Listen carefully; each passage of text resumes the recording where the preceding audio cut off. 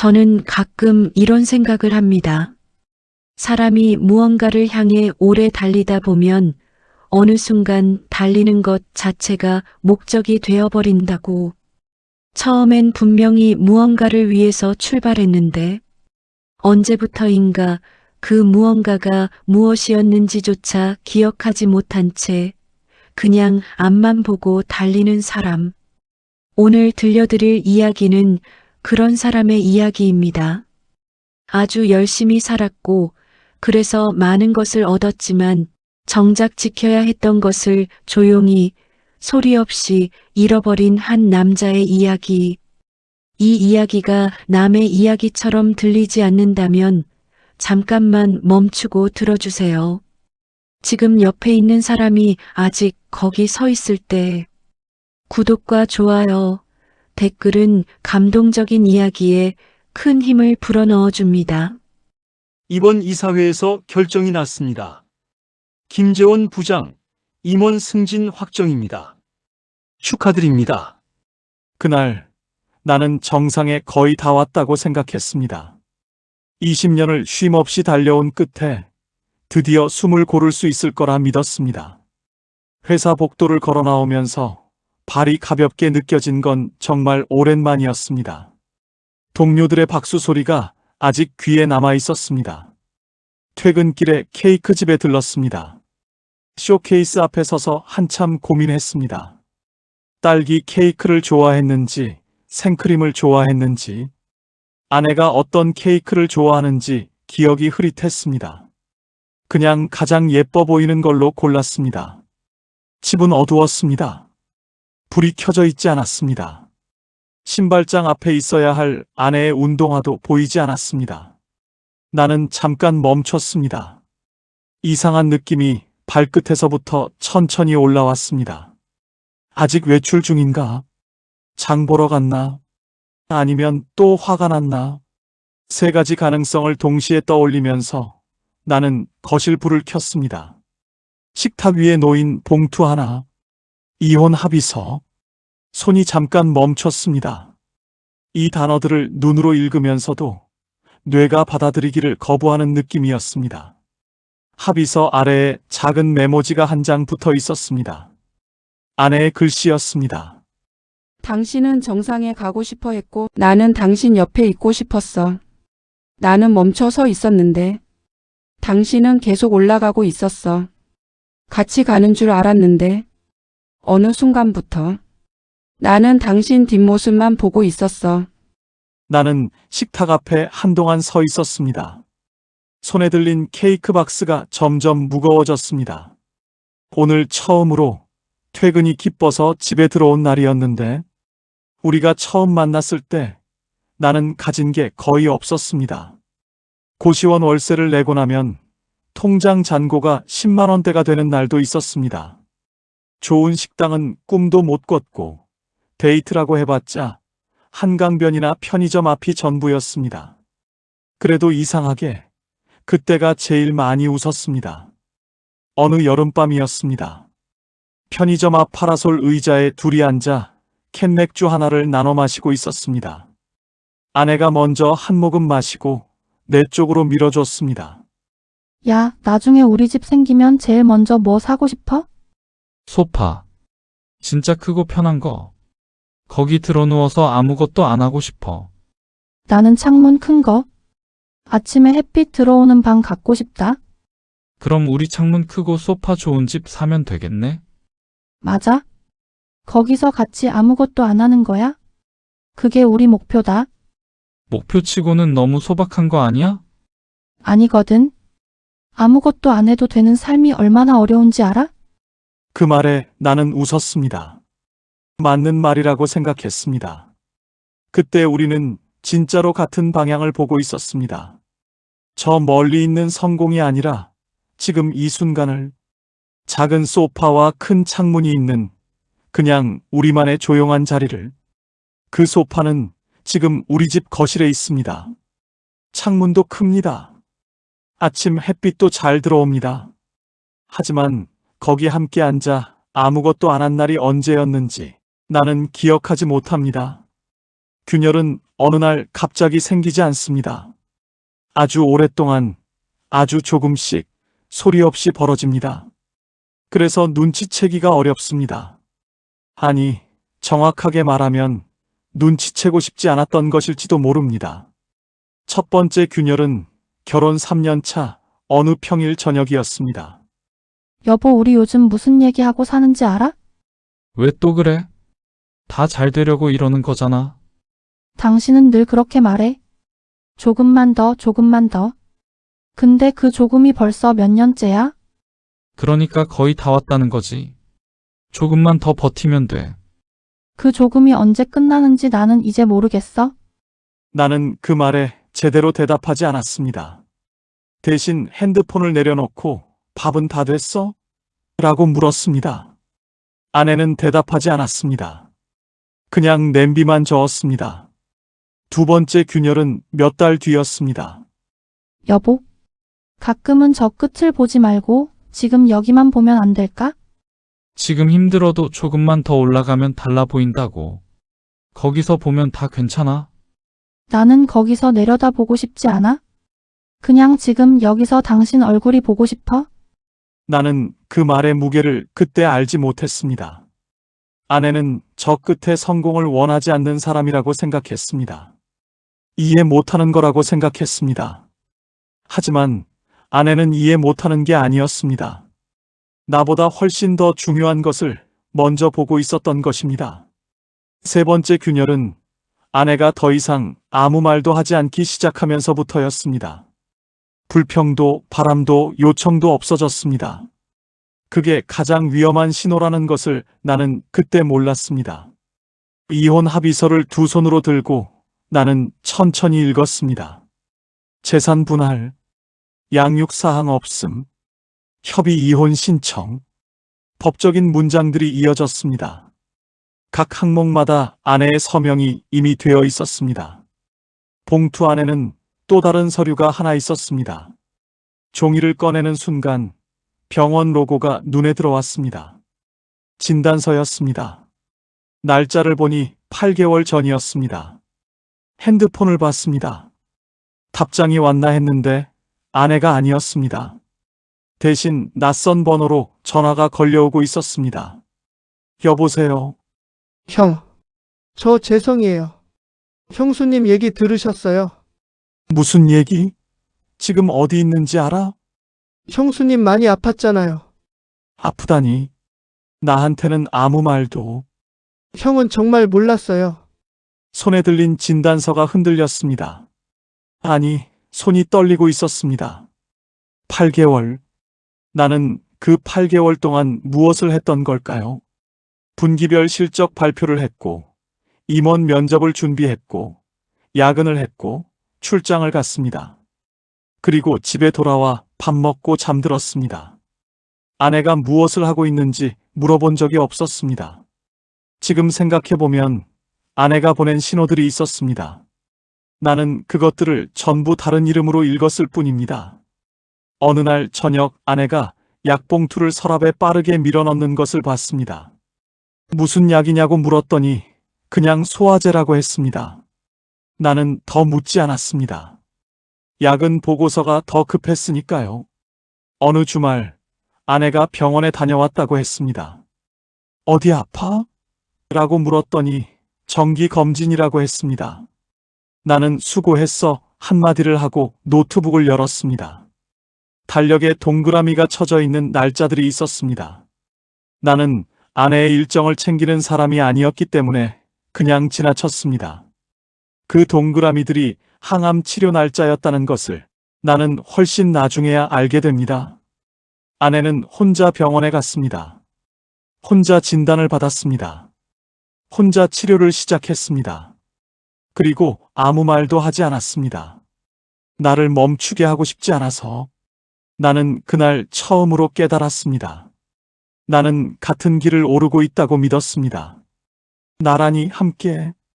그런데 뒤를 돌아보니 아내는 이미 한참 전에 멈춰 서 있었습니다. 내 뒷모습을 바라보며 그 자리에서. 그리고 나는 처음으로 정상이 두려워졌습니다.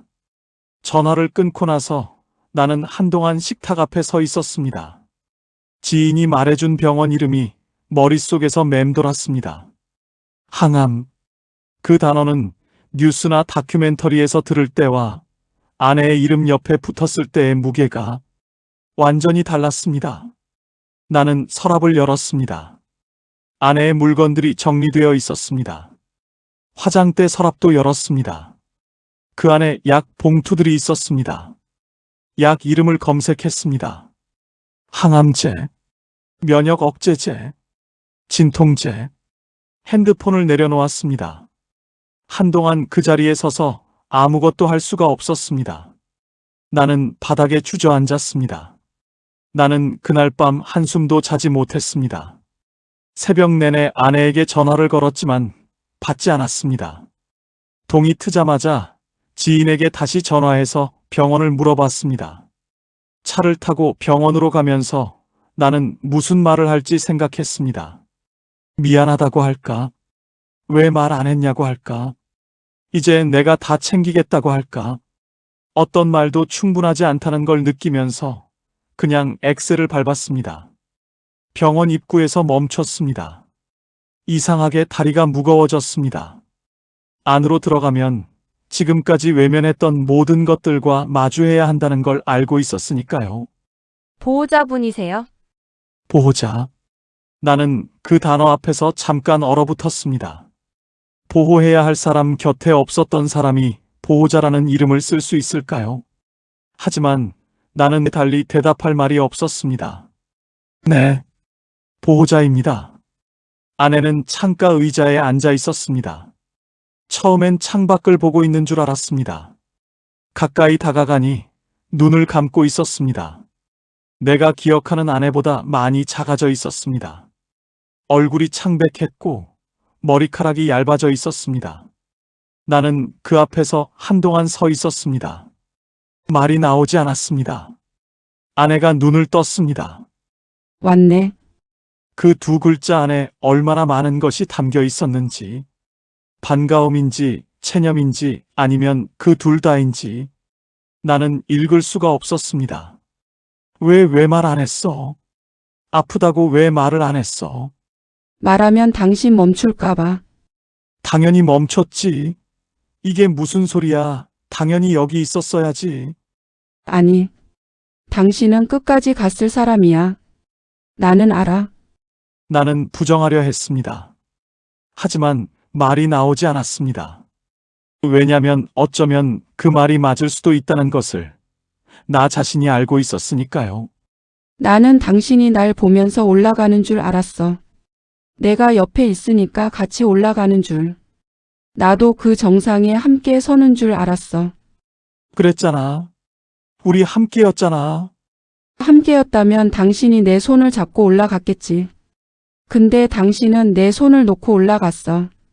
그리고 나는 거기서 멈춰 서서 당신이 내려오길 기다렸어. 미안해. 정말 미안해. 미안하다는 말은 내가 듣고 싶었던 말이 아니야. 그럼 뭘 듣고 싶었어? 나랑 같이 걷고 싶었어. 그 말 한마디면 됐어. 나는 그 말 앞에서 20년이 한꺼번에 무너지는 것 같았습니다. 얼마나 많은 같이 걷자는 순간들을 나는 그냥 지나쳐 버렸을까? 아내가 내민 손을 몇 번이나 잡지 않고 앞을 향해 걸어갔을까? 결혼 기념일이었습니다. 나는 중국 출장 중이었고 아내는 혼자 밥을 먹었습니다. 아내가 카카오톡으로 찍어보낸 사진이 있었습니다. 혼자 차린 밥상 사진. 나는 하트 이모티콘 하나를 보내고 회의에 들어갔습니다. 아내 생일이었습니다. 나는 저녁 약속이 있었습니다. 중요한 클라이언트였습니다. 아내에게 다음 주말에 같이 밥 먹자고 했습니다. 다음 주말에 뭘 했는지는 기억나지 않습니다. 항암 치료가 끝난 날이었습니다. 아내는 혼자 집에 돌아와서 소파에 쓰러지듯 앉았을 겁니다. 그날 나는 임원 면접 준비를 하고 있었습니다. 아내는 단 한 번도 나를 원망하는 말을 하지 않았습니다. 그게 오히려 더 마음을 찌릅니다. 원망했다면 나는 조금 더 일찍 알아챘을 텐데. 그날 오후 아내는 나에게 옥상에 올라가자고 했습니다. 천천히 걸었습니다. 나는 처음으로 아내의 속도에 맞췄습니다. 계단을 오르는 동안 아무 말도 하지 않았습니다. 옥상 문이 열리자 바람이 불어왔습니다.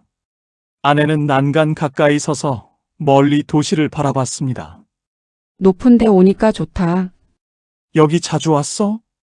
치료 끝나고 나면 여기 올라와서 바람 쐬곤 했어. 혼자. 나는 그 말을 듣고 가슴이 내려앉았습니다. 치료 끝나고 혼자 올라온 이 옥상에 이제 나도 있다는 것이 기쁜 건지 미안한 건지 알 수가 없었습니다. 당황하지 마. 아직은 괜찮아. 무슨 뜻이야, 그게? 내가 먼저 내려갈 수도 있잖아. 근데 손을 놓쳐도 길은 하나야. 결국 같은 곳으로 가. 정상은 생각보다 넓지 않아. 거기 오르면 다 만나. 그런 말 하지 마. 제발 그런 말 하지 마. 왜? 사실인데. 사실이어도 듣기 싫어. 이번엔 내가 먼저 내려갈게. 근데 여보. 이번엔 뒷모습 보지 말고 손잡고 같이 내려가. 나는 그 말을 붙잡지 못했습니다. 무슨 의미인지 온전히 이해하기 전에 눈물이 먼저 나왔습니다. 병원에서 나온 그날 저녁, 나는 처음으로 회사에 연락했습니다. 업무 연락이 아니었습니다. 팀장님, 저 내일부터 당분간 휴가 쓰겠습니다. 가족 상황이 생겼습니다. 부장님이요. 내일 오전에 임원 첫 회의 있으시잖아요. 압니다. 대신 참석해 주세요. 전화를 끊고 나서 조금 멍하니 있었습니다. 20년 동안 한 번도 그런 전화를 한 적이 없었습니다. 가족보다 회사가 먼저였던 사람이 지금 처음으로 회사보다 가족을 먼저 선택했습니다. 너무 늦었을지 모릅니다. 하지만 더 늦기 전이기도 했습니다. 그날 밤 나는 아내의 병실 의자에 앉아 새벽을 보냈습니다. 아내는 잠들었고 나는 그 옆에서 처음으로 아내의 잠든 얼굴을 오래 바라봤습니다. 언제부터 이 얼굴을 제대로 들여다보지 않았을까? 결혼한 지 몇 년이 지났는데 왜 지금이 첫 번째처럼 느껴질까? 아내가 한 말이 머릿속에 맴돌았습니다. 손을 놓은 건 누구였을까요? 나였습니다. 처음부터 내가 먼저 손을 놓았던 것입니다. 아내는 그저 오래도록 그 자리에 서서 내가 돌아오기를 기다렸을 뿐이었습니다. 나는 회사를 그만두었습니다. 임원 자리가 확정된 지 사흘 만이었습니다. 20년을 다닌 회사였습니다. 사직서를 쓰면서 손이 잠깐 떨렸습니다. 무섭기도 했습니다. 이 회사밖에 내가 있을 수 있을까? 하지만 그 두려움보다 더 강한 것이 있었습니다. 아내 없이 내가 있을 수 있을까? 라는 두려움. 지금 뭐 하는 거야? 임원이 됐는데 왜 나가냐고. 갈 데가 생겼어. 어디? 아내 옆. 형수님 아프다는 거 우리 아무도 몰랐어. 나도 몰랐어. 제일 가까이 있었는데. 그 말을 하면서 나는 처음으로 그게 얼마나 이상한 일인지 실감했습니다. 가장 가까이 있던 사람이 가장 늦게 알았다는 것. 그날부터 나는 매일 병원에 갔습니다. 처음 며칠은 어색했습니다. 어디 앉아야 할지, 뭘 해야 할지, 무슨 말을 해야 할지. 20년을 같이 살았는데 옆에 그냥 있는 것이 낯설었습니다. 아내도 처음에는 어색해했습니다. 회사는? 그만뒀어. 진짜로? 응, 왜? 내가 있어야 할 자리가 어딘지 이제야 알았거든. 아내는 한참 나를 바라봤습니다. 그러더니 고개를 살짝 돌렸습니다. 눈물을 보이지 않으려는 것 같았습니다. 진짜 늦었다, 이 사람아. 알아. 미안해. 미안하다고 했잖아. 다른 말 해봐. 나랑 같이 걷자. 아내는 대답하지 않았습니다. 대신 천천히 손을 내밀었습니다. 나는 그 손을 꽉 잡았습니다. 이번엔 놓지 않겠다고 말하지 않아도 알 것 같았습니다. 그날부터 나는 처음으로 보이기 시작한 것들이 있었습니다. 아내가 아침에 창문으로 들어오는 햇빛을 얼마나 좋아하는지, 병실에 햇빛이 들어오면 눈을 감고 잠깐 그냥 있곤 했습니다. 그 표정이 너무 평화로워서 나는 그냥 바라봤습니다. 따뜻한 국물이 있으면 한 숟갈 먹고 혼자 맛있다고 중얼거리는 습관, 좋아하는 노래가 병실 TV에서 나오면 소리를 낮추고 입모양으로 가사를 따라 부르는 것, 한참 얘기를 듣다가 공감이 되면 고개를 빠르게 3번 끄덕이는 버릇, 20년 동안 옆에 있었는데 몰랐던 것들이었습니다. 아니, 정확하게는 20년 동안 옆에 있지 않았기 때문에 몰랐던 것들이었습니다. 왜 그렇게 봐? 그냥 몰랐던 게 너무 많아서. 뭘? 당신이 햇빛 좋아하는 거, 맛있으면 혼자 중얼거리는 거, 노래 입으로 따라 부르는 거. 그런 거 알아서 뭐해? 알아야지. 이제부터라도. 아내는 대답 대신 다시 창밖을 봤습니다. 하지만 입꼬리가 조금 올라가 있었습니다. 어느 날 아내가 물었습니다. 여보 기억해? 우리 신혼 때 편의점 앞에서 했던 얘기. 소파 얘기? 창문 큰 집? 응. 거기서 같이 아무것도 안 하는 게 목표라고 했잖아. 기억해. 우리 집에 소파 있잖아. 창문도 크고. 응. 근데 거기서 같이 아무것도 안 한 날이 없었네. 퇴원하면 하자. 진짜? 응. 그냥 소파에 누워서 아무것도 안 하고 그냥 있는 거. 온종일. 그게 뭐가 좋아? 당신이 옆에 있으면 뭐든 좋아. 아내가 잠깐 아무 말도 하지 않았습니다. 나는 그 침묵이 불편하지 않았습니다. 처음으로 어느 맑은 오후였습니다. 아내의 상태가 조금 좋은 날이었습니다. 우리는 옥상에 다시 올라갔습니다. 이번엔 처음부터 손을 잡고 올라갔습니다. 아무 말도 필요하지 않았습니다. 그냥 나란히 서서 같은 하늘을 바라봤습니다. 저 멀리 빌딩들이 늘어서 있었습니다. 그중 하나에 내가 20년을 다닌 회사가 있었습니다. 이상하게 그게 아주 멀리 있는 것처럼 느껴졌습니다. 이제 더 오를 곳 없네. 생각보다 넓지 않네. 그래서 좋아. 결국 여기서 만나잖아. 전에 아내가 했던 그 말의 의미를 이제야 온전히 이해했습니다. 어디로 가든 어떤 길을 걷든 결국 사람은 사람에게로 돌아온다는 것. 그게 정상이든 바닥이든 결국 우리가 서 있어야 할 곳은 서로의 옆이라는 것. 앞으로는 어디든 같이 다니자. 이 말을 믿어야 하나? 이번엔 진짜야. 매번 그 말도 했어. 알아. 근데 이번엔 손을 잡고 있잖아. 우리는 한동안 그렇게 서 있었습니다. 말이 없어도 불편하지 않았습니다. 같은 방향을 보고 있었으니까요. 아니, 서로를 보고 있었으니까요. 아내가 퇴원한 날, 우리는 집으로 돌아왔습니다. 현관문을 열면서 아내가 잠깐 멈췄습니다. 창문으로 햇빛 들어오네. 오늘 말 때 소파 있다. 알고 있었어? 내가 산 거잖아. 우리는 소파에 나란히 앉았습니다. 아무것도 하지 않았습니다. TV도 켜지 않았고 핸드폰도 보지 않았습니다. 그냥 앉아서 창문으로 들어오는 햇빛을 함께 받았습니다. 아내가 어깨에 기댔습니다.